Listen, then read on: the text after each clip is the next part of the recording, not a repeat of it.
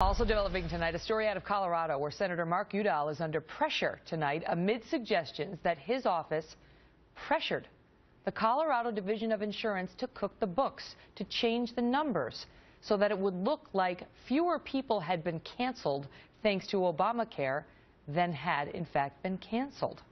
Now we've obtained the actual email exchanges between the staffers as the senator's office insists to the Kelly file that the numbers were misleading and that's why they had to meddle.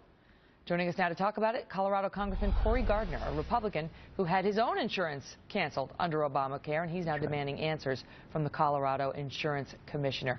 Good to see you, sir. And so what exactly is it that Senator Udall's office did?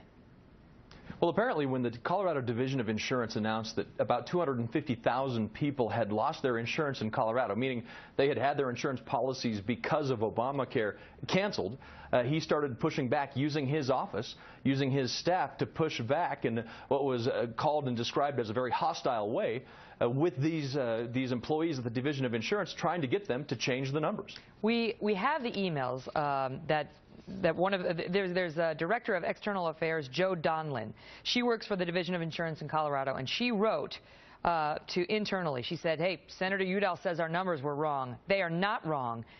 Cancellation notices affected 249,199 people. They want to trash our numbers. I'm holding strong while we get more details." And then she goes on. And then she later writes an email to her colleague saying, "Following my email, I received a very hostile phone call from Senator Udall's deputy chief of staff. Marguerite is on the phone with his chief of staff right now. Happy Friday." Is this inappropriate meddling, or is this a senator's office just trying to correct what it believes is misleading information? Because they say a lot of those people didn't get totally canceled. They got canceled with a renewal offer. Well, the president's promise, if you liked your health care plan, you'd get to keep it, didn't come with an expiration date.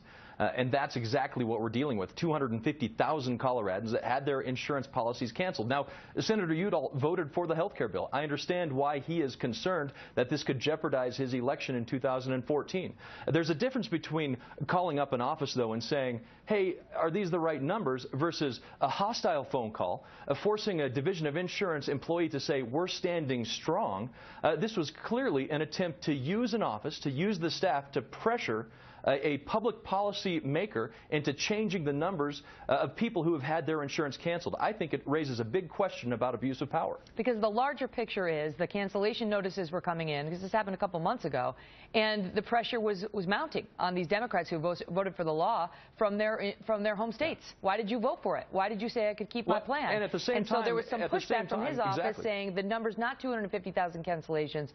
It is technically, but a lot of those people were offered renewals. But how unusual is it to have a United States Senator's office call up the Division of Insurance and start pushing them to change their messaging?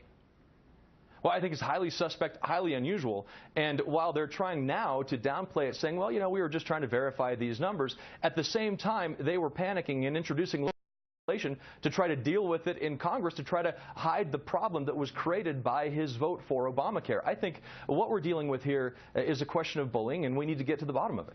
Well, Senator Udall's office says, look, only 13,000 plans were actually canceled without the option to renew, so the 250,000 number was misleading, and they say they were basically just correcting the record. Listen, thank you for being here with your perspective. Thanks. Thank you for having me. Thank you. Coming up, a new and angry letter being sent straight to